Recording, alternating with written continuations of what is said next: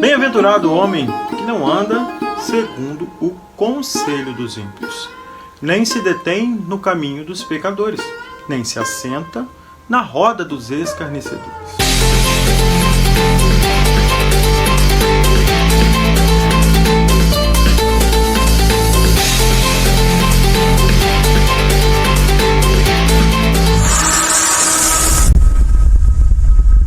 E aqui nesse versículo, em Salmos 1, versículo 1, nós percebemos que Jesus, ele jamais poderia se assentar na roda dos escarnecedores, porque o versículo é muito claro quando ele nos declara que quem faz esse tipo de coisa é uma pessoa que não tem felicidade. No Novo Testamento, nós temos a declaração de que Jesus, ele se senta ali com pessoas consideradas, vamos dizer, pessoas pecadoras. Não podemos deixar de frisar aqui o início desse versículo. Esse versículo que acabamos de ler diz que bem-aventurado ou muito feliz é o homem que não se detém no caminho dos pecadores, ou seja, que não fica ali.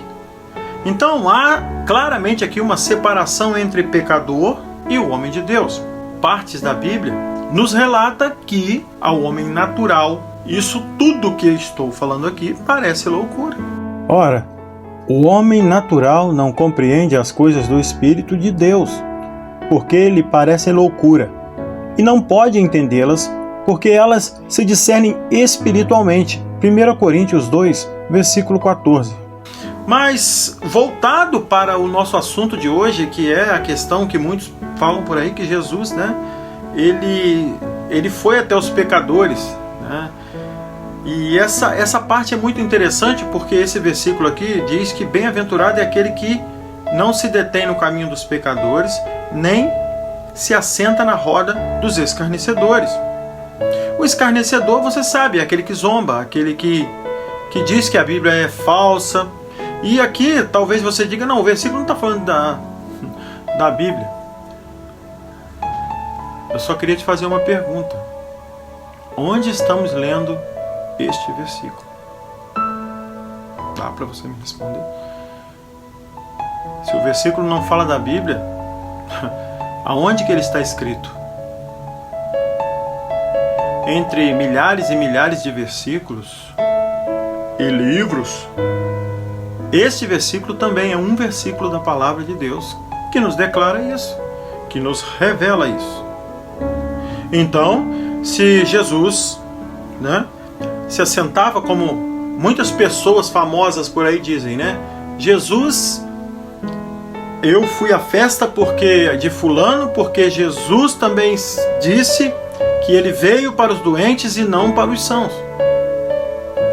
Mas o versículo que acabamos de ler, antes de nos aprofundarmos mais nesse assunto, o versículo que acabamos de ler nos fala sobre a bem-aventurança e nos fala diretamente, nos dando uma direção sobre quem é bem-aventurado, ou seja, muito feliz. Na visão do versículo, essa felicidade vem da obediência àqueles que não se detêm em certos caminhos. Aqui não se fala de salvação, apenas de felicidade. E eu quero que vocês guardem bem esse ponto do vídeo, desse momento de reflexão, para que a gente possa tirar assim uma conclusão mais simples, para que você possa entender por que certas pessoas estão sendo castigadas por outras pessoas por participarem de coisas sem o devido processo. Hoje vamos dizer assim, processo legal de Deus, o devido processo legal de Deus. Você não é obrigado a ser crente. Você é obrigado a entender que, se é crente, tem que se obrigar a andar debaixo daquilo que Deus determinou. E o mais interessante nessa história, nesse momento de reflexão que eu faço aqui, é que se você é crente de verdade, isso para você vai ser o contrário. Quando você se assentar na roda dos escarnecedores, você vai sentir que você tem ali uma missão.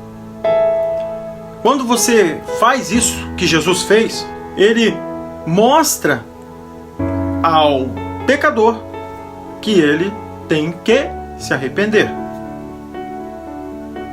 E aí que vem o versículo que quero que vocês reflitam comigo. Vem comigo, vamos ver que versículo é esse.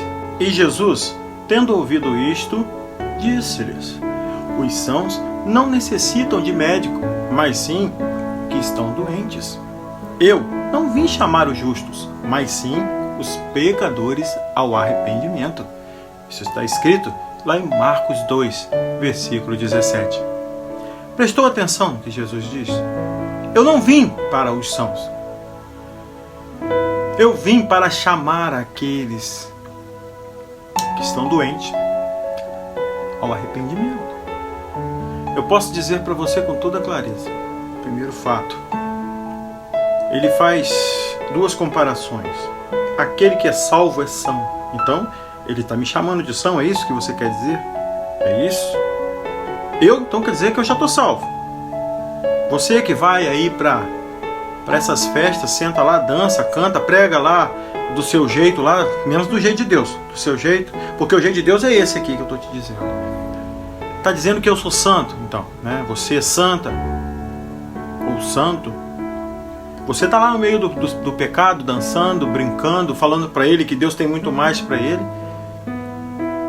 E então você está chamando o próprio Jesus, então, de pessoas que se assentam na roda dos escarnecedores, que se detêm no caminho deles. Você está chamando Jesus de zombador, porque essas pessoas zombam o tempo todo de Jesus. Você está lá no meio deles, fazendo o que eles fazem. E o problema não é você estar lá, não, porque Jesus também estava no meio deles. Mas só que Jesus, no final desse versículo, fala muito bem para nós. Ele diz assim: porque são eles que precisam de ouvir sobre o arrependimento. Eu quero te perguntar, você em algum momento disse para eles que eles precisavam se arrepender do que estavam fazendo, mudar a sua vida? Você disse ali naquela festa. Às vezes o motivo da festa é exatamente isso. A pessoa colocar na cabeça que a festa que ela está fazendo, só isso já a leva para o inferno se ela não parar, se ela não mudar. Aí ela vai te perguntar: por que você está aqui? Eu vim aqui como porta-voz de Deus para avisar vocês. Eu vim aqui falar com vocês que Jesus não aprova isso que vocês estão fazendo. Por quê? Porque Ele é Deus. Eu não vim obrigar vocês a nada. Muito pelo contrário.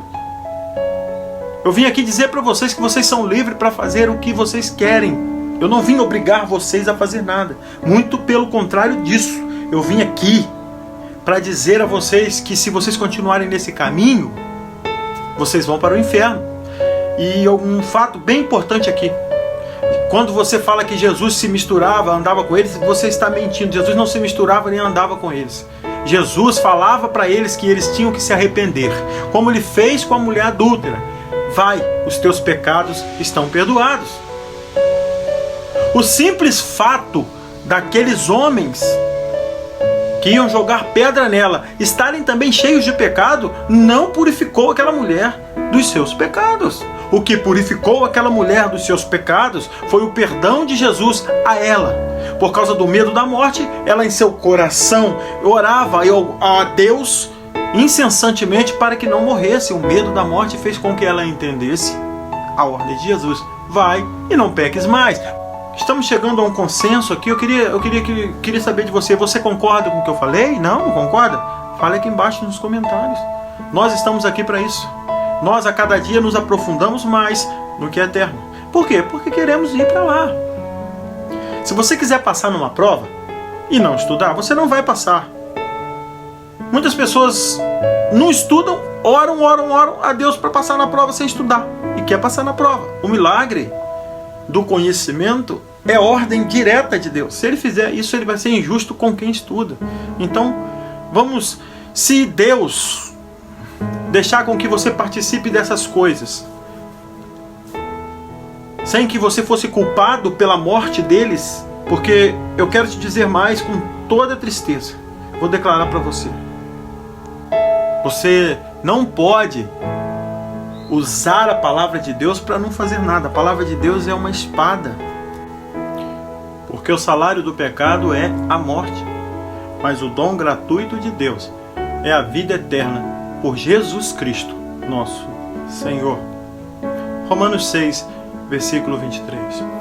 A mistura que estão fazendo por causa da conivência, ou seja, você quer ficar bem com a sociedade, mas não está nem aí se Deus está bem com você ou não. Essa é a mais pura verdade. Eu quero te dizer uma coisa.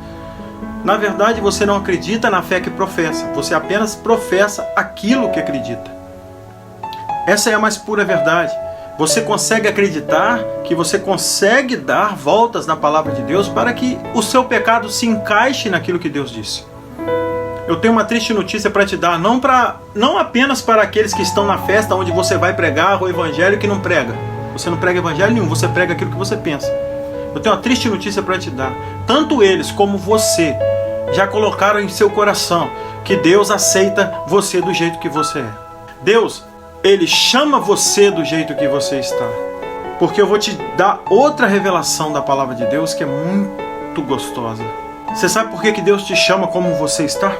É porque do jeito que você está, não dá para continuar. Só por isso. E eu vou dizer para você, pela palavra de Deus, o que significa isso. Preste atenção nessas palavras. Jesus respondeu e disse-lhes: na verdade, vos digo, que aquele que não nascer de novo, não pode ver o reino de Deus. João 3, versículo 3. Eu te pergunto, de que nascimento Jesus fala aqui? De que forma você tem que nascer de novo? Será que eu estou ficando um pouco surdo? Será que o Espírito não consegue falar o que é óbvio para mim? Muitas vezes Deus tirou o óbvio para que pessoas como você, que vai a certos lugares e não consegue compreender que lá não é o seu lugar, você acha que está fazendo apenas a vontade de Deus e não lá pregar o Evangelho?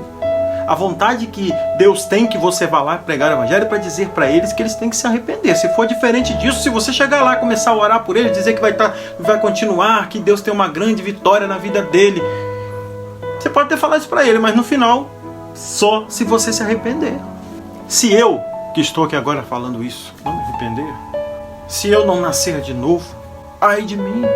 Esse fato será sempre lembrado entre as nações, entre os povos, entre multidões, porque em nossas cabeças, como já disse, nós criamos um lugar confortável, vamos assim dizer, aqui na terra. Porque aqui na terra vivemos ao nosso bel prazer. Se alguma coisa te diz, não toque ali porque aquilo ali vai fazer mal para você, você vai lá, apanha e ainda come daquilo. Porque na sua cabeça não vai fazer mal. Que não faça mal. Mas mesmo que não faça mal, só preste atenção numa coisa. Quando uma ordem dessa for dada, ou quando alguém disser isso a você, preste atenção em quem está falando com você sobre tal coisa, sobre tal ordem, o que tem ou não de deixar de ser feito ou se fazer. Porque eu não estou aqui brincando para que você olhe para mim e fale assim, eu vou dar um like, eu vou curtir esse vídeo, eu não estou nem aí se você vai curtir ou não vai curtir o vídeo. Porque o que eu estou aqui a fim de fazer é trazer para você a realidade daquilo que eu estou disposto a entregar a você. Eu desfaço da minha identidade para que o caráter de Cristo nasça em mim. Eu deixo de fazer muita coisa que talvez eu gostaria, não sei, para que Deus esteja satisfeito com o que eu falo, não você. Porque se Deus se satisfaz com o que eu falo e você não, é porque eu estou fazendo a coisa certa, mesmo que isso doa aos meus ouvidos. Se preciso for, eu tenho que largar pai, mãe, filho, irmão. Tenho que deixar todos para trás para seguir aquilo que Deus, se preciso for. E é assim que funciona a vida ao lado de Deus. Nós somos pessoas que temos que entender o que Deus quer e deixar de lado aquilo que pensamos. Fazemos coisas irracionais e irresponsáveis porque não temos direção daquilo que Deus prometeu nos dar por causa da obediência. A obediência, ela produz frutos de sabedoria, ela produz frutos de benevolência, de bem-aventurança. Por quê? Porque a obediência leva isso como consequência. Isso é consequência da obediência. É como você matar sua sede quando você está com sede. É nesse sentido que Deus fala. Muito obrigado por você ter assistido esse vídeo até aqui. Que você repense seus atos quanto a essas coisas tão simples de se entender, mas que nós criamos uma mente, um lugar aleatório que é o lugar onde colocamos ali todos os nossos pecados, achando que viver desse jeito vai dar certo, porque eu acho que vai dar certo, eu sou bonzinho, eu sou bonzinho, eu só faço o bem. Você não faz o bem se você não conhece o bem. Talvez você criou o bem na sua cabeça. Talvez, eu não sei, eu também. Eu me incluo nisso tudo que estou falando, porque eu preciso mudar, eu preciso todo dia buscar, perseverar. Isso é fruto daquilo que está em mim. Que Deus nos abençoe. Aqui embaixo, na descrição do vídeo, tem um link que te leva direto para o meu site. Vai lá, tem ali um livro muito bom que fala sobre ansiedade. E eu tenho certeza que não custa nada você dar uma olhada. Que Deus assim nos abençoe. Não deixa de curtir, de dar o seu like, para que a gente possa voltar aqui outras vezes. E até um próximo conteúdo, se Deus assim nos permitir. Pai nosso que estás nos céus, santificado seja o teu nome. Venha o teu reino. Seja feita a tua vontade, assim na terra como no céu. O pão nosso de cada dia nos dá hoje. E perdoa as nossas dívidas, assim como nós perdoamos aos nossos devedores. E não nos conduzas à tentação, mas livrar-nos do mal, porque teu é o reino, o poder, a glória, para sempre. Amém.